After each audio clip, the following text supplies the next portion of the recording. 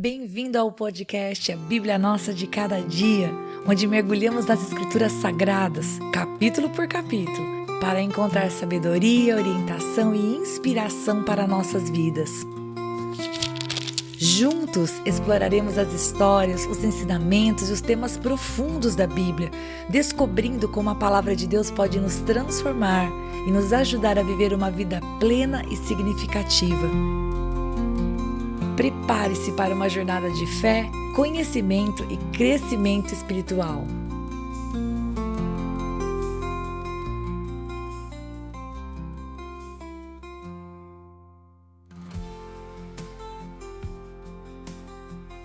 Hoje nós vamos meditar em Êxodo capítulo 38.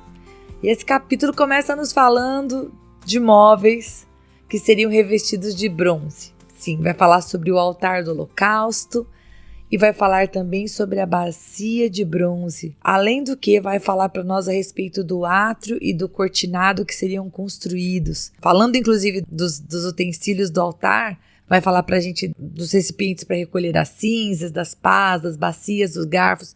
Do verso 1 ao 7, a gente vai ver uma descrição do altar do holocausto que a gente já viu anteriormente, lá no capítulo 27, do versículo 1 até o versículo 8. Então, se você está chegando hoje no canal, saiba de uma coisa. Eu não vou ficar falando com vocês a respeito de coisas que nós falamos em outros episódios, porque, obviamente, vocês podem voltar lá e resgatar aquilo que nós meditamos juntos, até mesmo porque a intenção desse episódio, a intenção desses capítulos que a gente vai estudando coisas que já foram estudadas, é não apenas nós lembrarmos do que se trata, mas principalmente olharmos para a palavra e vermos o que é que Deus quer falar conosco nesse dia. E o que nós vemos aqui nesse capítulo é isso, é uma descrição daquilo que Bezalel estava fazendo, porque o Senhor o havia levantado como alguém responsável e capacitado por Deus, para fazer esta obra, e o Senhor vai usá-lo para fazer, então, neste capítulo, como é relatado, o altar do holocausto, a bacia de bronze, e também vai ser falado sobre o átrio cortinado. Muito bem. O verso 8 traz uma informação interessante que eu gostaria de destacar para vocês, porque ou vocês leram, ou vocês escutaram o áudio, ou vocês estão apenas vendo este comentário, meditando aqui comigo na palavra de Deus. Do verso 1 até o verso 8, o que nós vemos é esse relato sobre o altar do holocausto e a bacia de bronze. Mas no versículo 8 fala uma coisa muito interessante. Fala que a bacia de bronze, assim como o seu suporte, ele foi feito a partir de um material. Que material? A partir dos espelhos das mulheres que se reuniam para ministrar a porta da tenda do encontro. E claro, nós sabemos que essa tenda do encontro não está falando do tabernáculo, porque o tabernáculo estava sendo construído. Então nós sabemos que essa tenda do encontro se refere ao local onde Moisés se encontrava com Deus. Lá em Êxodo capítulo 33, verso 7, nós vimos isso, ok? E esses espelhos, muito provavelmente foram feitos no Egito, de onde foram trazidas as coisas, que eles ganharam dos seus vizinhos, aquilo que eles possuíam quando saíram de lá. Esses espelhos, eles foram doados por essas mulheres e foram usados para fazer a bacia de bronze. Claro, não poderiam ser repostos. Aquilo que havia sido retirado do Egito, eles estavam ofertando e não teriam mais. Mas não tem problema. Dá para observar que essas mulheres que serviam, que ministravam ali à porta do tabernáculo, estavam fazendo isso com dedicação, com liberalidade, com todo o seu coração.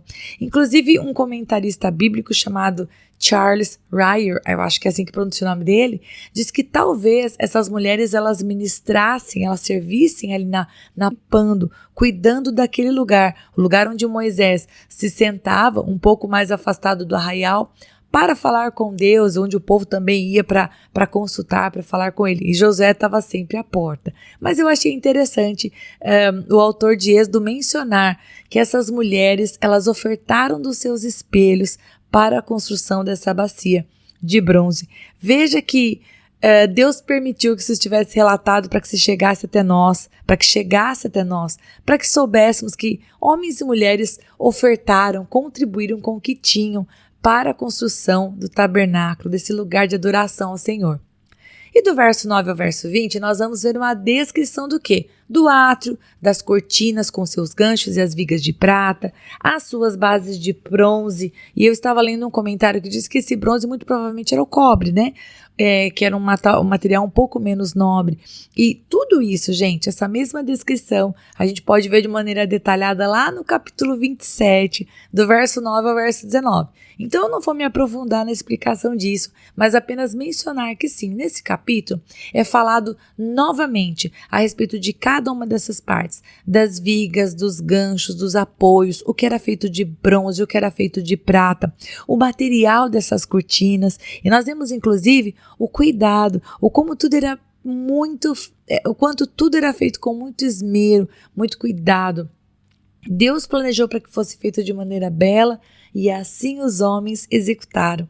E para finalizar, pessoal, do verso 21 até o verso 31, nós vemos que tudo que foi feito para o tabernáculo foi com os filhos de Arão. Aqui, o ouro, a prata, o bronze, eles foram pesados e registrados. É realmente como se fosse um registro contábil de tudo que foi empregado, os recursos que foram ofertados, tudo aquilo que foi dado para a construção do tabernáculo. E não houve sonegação. Eu estava lendo uns comentários e eles vão fazendo realmente contas e mostrando o quanto tudo aquilo que foi lançado aqui como números, como valores, inclusive levando em consideração os arrolados com mais de 20 anos, que são 603.550 pessoas, todos os números eles batem, eles estão corretos. E o capítulo finaliza assim, chega ao final do versículo 31, contando pra gente qual era o balanço de tudo isso. Nada sobrou, tudo foi empregado. E, bem, você sabe que eu gosto muito de sempre ler o capítulo, entender o que está escrito e principalmente ver se tem algo que Deus fala ao meu coração e eu compartilho com vocês. E sem dúvida nenhuma, duas coisas me chamaram a atenção. Acho que eu poderia dizer 3. A primeira delas é que, mais uma vez, nesse capítulo é relatado que tudo o que foi feito segundo a orientação do Senhor. 11, o átrio, poderia pensar, poxa, a vida é a parte externa, que tudo bem, ninguém vai nem prestar atenção, ali é o lugar do sacrifício. Não, tudo foi feito com esmero, tudo foi feito com cuidado, tudo foi feito exatamente como o Senhor mandou. Essa é a primeira coisa. A segunda coisa, eu achei interessante o autor de Êxodo ser conduzido pelo Espírito Santo a mencionar essas mulheres que ministravam à frente da tenda do encontro. Nós não sabemos o que elas faziam, mas o Senhor Deus permitiu que elas estivessem ali, mencionadas. Eu acho interessante a palavra do Senhor mencionar que as mulheres estavam ali, porque isso mostra que homens e mulheres eram convidados para ofertar ao Senhor as suas vidas e para servi-los. É lindo ver que Arão e seus filhos foram chamados para ser sumos sacerdotes e oficiarem diante do povo, mas também estavam ali mulheres servindo ao Senhor, seja como nós vimos no capítulo anterior, tecendo para a oferta na casa do Senhor, ou seja, enquanto não tinha o tabernáculo, ministrando, adorando, limpando, não sei, mas cuidando. Eu acho que nós podemos falar dessa maneira, principalmente cuidando ali daquele lugar de encontro ao Senhor, de encontro entre Moisés e o Senhor. E por último, bom, é inegável que me chama muita atenção Deus ter permitido que um trecho da palavra do Senhor fosse realmente posto para dizer, olha, tudo que foi entregue como oferta foi usado para o tabernáculo. Esse texto não precisava estar aqui. Você pode pensar, e talvez eu pense também, poxa Deus, o tabernáculo foi feito há tanto tempo, por que o Senhor permitiu que uma parte da palavra registrasse que tudo que foi usado foi feito, tudo que foi ofertado foi usado e foi de maneira muito transparente posto diante do povo? Bem, eu penso que isso nos serve de ensino. Sempre quando fazemos as coisas do Senhor, as coisas precisam ser claras. E onde há verdade, há clareza. E nós podemos, principalmente quando lidamos com recursos públicos, falando agora, né? Seja no nosso trabalho, seja quando cuidamos da casa de Deus, de ofertas, mas quando estamos recolhendo algum dinheiro porque queremos ajudar alguém, precisamos ser muito transparentes. Sabe por quê? Porque essa nossa transparência, que às vezes para alguns pode parecer dispensável, como eu pensei quando eu li essa parte. Poxa Deus, por que o Senhor permitiu que isso estivesse escrito aqui? Tudo na palavra tem uma razão. Deus permitiu que fosse relatado que tudo o que foi ofertado foi usado com o objetivo para o qual foi ofertado, porque o Senhor queria nos ensinar algo. Usemos de transparência. Isso não é excesso de zelo, ao contrário, a nossa transparência com os recursos alheios. Então, eu penso que eu fico por aqui. O podcast é mais curtinho hoje, mas que em nome de Jesus isso fale ao seu coração e também ao meu, e que nós usemos dessa transparência para tudo que nós formos fazer, seja ligado aos recursos ou qualquer outra coisa na nossa vida. Que sejamos gentis, mas que sejamos também transparentes, em nome de Jesus. Deus te abençoe e até o próximo capítulo, se Deus quiser. E se você ficou até agora, não vai embora não. Agora é hora de você curtir, comentar, compartilhar esta palavra, porque se ela abençoou você, ela pode abençoar outra pessoa também. E lógico, se inscreva no canal, ative o sininho, assim você não perde os próximos episódios. Deus te abençoe e até lá!